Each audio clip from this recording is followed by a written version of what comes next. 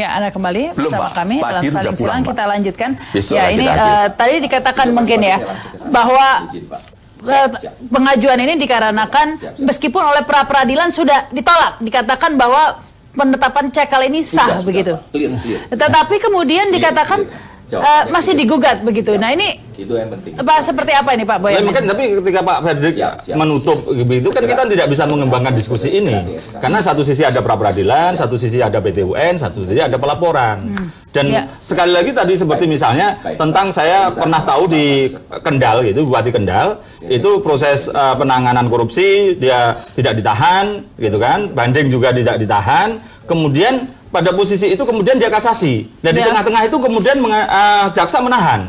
Dan Bupati Kendal namanya Bu Nur Makesi itu mengajukan pra peradilan dan dinyatakan penahanannya tidak sah. Apakah kemudian surat penahanannya itu juga penyalahgunaan wewenang atau kemudian juga pada posisi pemalsuan? Tapi bicara lagi ke pra peradilan ini Pak Fredrik, tadi sudah jelas dikatakan bahwa pra peradilan menolak ya untuk menyatakan bahwa pencekalan itu tidak sah begitu loh Pak. Bukan menolak, menyatakan bukan wewenang dari pengadilan untuk menilai karena itu adalah ranah hukum daripada perimigrasi. Baca dulu dong Mbak. Saya ada ini putusan pengadilan. Di sini saya ada putusan pra peradilannya. Mengatakan bahwa pra peradilan tidak berwenang. Tidak berwenang menilai, gitu loh Pak. Jadi jangan dikabulkan. Bukan tidak dikabulkan, bukan berwenang daripada ini Pak. Betul, maka alasannya kan tidak berwenang. Mohon izin Pak, Benyamin avokat apa bukan Pak? Saya mohon izin, saya nggak tahu loh Pak ya. Saya kan belum kenal Anda kan gitu kan. Kalau Pak Rikar sudah sering sama saya tahu. Praktisi hukum. Iya. Avokat bukan Pak? Bukan. Nah, makanya kalau bukan jangan terlalu komentar hukum lah Pak. Kalau susah Pak, dia advokat bukan setahun maksudnya Pak. Ya saya kan nggak tahu Pak, saya baru kenal Pak. Tapi saya 72 sudah avokat Pak. Pasti saya lebih senior. Ya baik, kita kembali lagi ke permasalahannya ini ya Pak ya. Karena kan tadi itu di pra peradilan cuma berkatakan bahwa pra peradilan tidak berwenang seperti itu Pak bunyi amat putusannya. Jadi sekarang begini kan, saya tidak kembalikan kepada masalah berwenang atau tidak berwenang. Itu kan adalah hak daripada hakim tunggal yang memutuskan. Kami kan hanya mematuhi apa putusan tersebut. Kan putusan itu misalkan daripada rekan-rekan di sini mengatakan bahwa ini adalah apa namanya penafsirannya adalah nomornya itu. Silakan. Saya nggak bilang situ bunuh orang mengatakan nggak bunuh juga boleh kok. Nggak ada larangan kok. Kan silakan aja. Kan gitu kan. Kan nanti hakim yang memutuskan. Makanya dengan salah satu dalil saya kenapa bisa kenakan 216. Kan gitu kan. Karena itu adalah namanya melawan penegakan hukum atau putusan pengadilan. Karena apa pengadilan? Karena ini dan buktinya kan LP kita sedang diproses. Tapi kalau kata LP yang lain loh ya, bukan LP ini, LP lagi lain lagi. Itu pendapatnya Pak Yunadi. Dan buktinya kan sekarang diproses. Baik, silakan, kan Pak. sebentar lagi kan saya sudah begini, P2. Sebentar lagi kan sudah penyidikan. Pra peradilan itu hanya mengadili prosedur. Ya, dia tidak formil, dia mengadili prosedur. Betul, sah tidaknya penetapan. Ya, prosedurnya maksudnya. Bukan penetapan, tapi, Pak. Penetapan dan Anda sudah itu konteks dari amar putusan itu beda, Pak. Jadinya nih. Ya. Penetapan tersangka. Sah tidaknya tersangka. Itu artinya prosedural, ya. Nah, tapi yang nomor dua, Pak, kenapa nggak disinggung, Pak? Oke, iya. Satu yaitu prosedural. Yang kedua, prosedur itu, ya, tidak menghilangkan substansi perkaranya. Saya tidak mengatakan menghilangkan substansi, tapi di sini memerintahkan Pak. Ini loh Pak, saya kasih lihat lah Pak, supaya penonton itu tahu Pak isinya. Nah, jadi kan saya punya juga nih, kita baca ya. Saya baca nih. Ya. Mengabulkan permohonan pemohon untuk sebagian. Oke. Menyatakan penetapan tersangka terhadap Setia Novanto atau pemohon yang dikeluarkan termohon berdasarkan surat nomor 310/23/07/2017 tanggal 18 Juli 2017 dinyatakan tidak sah. Oke? Jadi penangkapan yang didasarkan pada penetapan tersangka yang didasarkan pada 310 itu tidak sah. Jadi yang tidak sah itu cuma penetapan bukan nomornya tidak sah, 310. Bukan nomornya. Itu nggak bisa dipisahkan. Iya, makanya saya kan bilang kan Pak. Ya, surat gini Pak, surat 310 isinya apa? Enggak, kalau menurut saya sudah jelas itu Pak. Penetapan tersangka dengan nomor sekian itu tidak sah. Betul. Artinya kalau dengan nomor lainnya mungkin mungkin sah gitu, Pak. Gini Mbak, sebentar. Suratnya ini isinya apa? Kita lihat kontennya. Konten suratnya adalah penetapan tersangka. Ya. Dinyatakan penetapan tersangka berdasarkan surat ini tidak sah. Betul. Ini pertama, kita clear dulu satu. Ya. Oke. Kedua, memerintahkan kepada termohon untuk menghentikan loh. Bukan menyatakan tidak sah, menghentikan. Itu perintah pengadilan. Menghentikan penyidikan. Terhadap Setia Novanto berdasarkan sprindik nomor sekian. Saya kan tanya kan, konten siapa? Ya sprindik nomor sekian. Tahu nggak sprindiknya isi apa, Pak? Saya punya, Anda nggak punya. Saya punya sprindiknya. Ya, penetapan tersangka kan? Bukan. Kalau ada sprindik baru, salah. Jalan lagi, nggak ada masalah. Bapak gimana, penasaran saya jadi, kalau menurut Bapak gimana? Maksudnya apa? Sprindiknya apa? Sprindiknya itu bunyinya itu bukan begitu. Tapi sebenarnya saya nggak usah buka ya. Saya kasih tahu. Sprindiknya itu bunyinya lain. Sprindiknya itu ya menyatakan di sini kan, bentar. Saya buka dulu, Pak.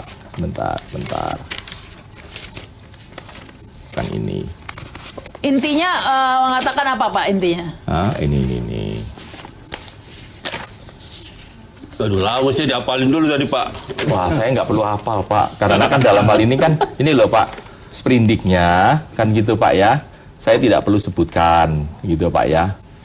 Melaksanakan penyidikan perkara terhadap Setia Novanto bersama-sama dengan Andi Narogong. Maaf, ini kan agak sedikit kabur ya. Alias Andi Narogong terhadap, ini sebentar, mohon maaf. Proyek IKTP nomor sekian-sekian gitu kan. Sebagaimana pasal 2 ayat 1 subsidiar pasal 3. Izin saya nggak kelihatan mata saya. Intinya maksudnya apa, Pak? Maksudnya berarti yang di dalam surat sprindik ini itu adalah proyek KTP, ya, kan terus, gitu kan? Ya, betul. Yang KTP yang sedang disidik oleh sana, ya, yang dimana mencantumkan nama Setia Novanto. Betul. Saya bilang maksudnya yang diperintahkan hentikan bukan nomornya, tetapi nomornya surat. Kontens isinya itu apa? Kontens isinya ini adalah perkara IKTP yang melibatkan klien kami, kan gitu kan? Memerintahkan menghentikan. Jadi barang siapa? Pak, ini pra-peradilan, Pak. Jadi bukan konten yang beranda aja. Bukan. Tadinya kan misalnya dianggap tidak menerima uang, tapi tiba-tiba nanti ada bukti menerima uang. Gimana, Pak? Ya, segini masalahnya. Sekarang saya tanya, negara kita negara hukum bukan? Iya, justru sekarang nanti ada bukti baru dan lain sebagainya. Putusan hukum itu apakah kita bisa berargumentasi? Sudah jelas, Pak. Ya, sudah jelas kan? Tunduk sama apa? Kalau tidak tunduk, kena pasal pidana. Silakan kalau mau maju ya kita pidana kan. Saya itu yang saya bilang tadi. Oh iya, tidak apa-apa, Pak. Saya kira pimpinan KPK sudah apapun sudah berani jadi pimpinan KPK itu siapa aja kan? Iya kan. Jangan seperti dulu ditangkap itu diginiin terus kemudian ngemis minta deponir. Tapi kan saya tadi kan saya terlibat masalahnya waktu itu. Kasusnya Pak Samad Binti Trianto itu kan tuduhannya dianggap dengan Ari Muladi. Terbukti Ari Muladi kemudian disidangkan tidak terkait dengan Samad Binti Trianto, Pak. Kan itu ada juga peristiwa ya, itu. Tapi sekarang saya tanya, deponirnya dicabut nggak? Apa ya? Deponirnya masih tetap kan? Loh, itu kan berarti karena predikat tersangkanya kan seumur hidup. Betul. Gimana sih? Tapi kan apapun begitu, itu proses. Saya tidak bisa mungkin. Tapi kan ada putusannya Ari Muladi, kita kan hukum positif. Saya kasih tahu kan, sekarang gini, putusan di Indonesia, apakah bisa sebagai landasan hukum pada putusan selanjutnya? Itu hukum mana? Ari Muladi section gimana sih? Masa nggak pakai Eropa kontinental? Gimana sih? Itu kan hukum. Bukan. Jurisprudensi kan jadi pedoman paling. Siapa bilang jurisprudensi bisa diikuti, bisa tidak? Indonesia tidak berlaku. Nggak ada pedoman. Saya sering perkara hakim tidak mau ikuti jurisprudensi. Gimana? Karena dia bilang kita kan dapat, Pak. Eropa kontinental tidak mengikat dia, tapi dapat dijadikan pedoman. Gimana? Silakan daripada hakim. Kalau Indonesia itu wajib. Saya merubah kita. Baik, kita kembali. Kita kembali ke permasalahannya, Pak ya. Jadi kesimpulan saya begini, Pak Yunadi ini menafsirkannya sesuai dengan ininya sendiri aja. Tidak. Penafsiran saya itu didukung dengan 6 profesor. Iya, baik. Gitu aja. Kalau itu lebih hebat dari profesor, silakan. Indonesia berapa profesor, Pak? Silakan. Berperan siapa? Ya? Yang top siapa? Karena di Indonesia banyak yang top siapa? Bisa dihitung dengan jari. Tapi sama kan. sama aja, Pak. Baik. Profesor maupun dokter. Ya, tapi sama aja. Tapi sekarang hakim lebih percaya sama siapa? Loh, kan gitu kan? Jauh lah. Kelasnya beda, Pak. Nanti Bapak pasang iklan sendiri aja kalau mau ngomong sendiri. Oke. Menafsir putusan itu sama dengan menafsir hukum, karena pada dasarnya putusan hakim juga adalah hukum yang baru gitu.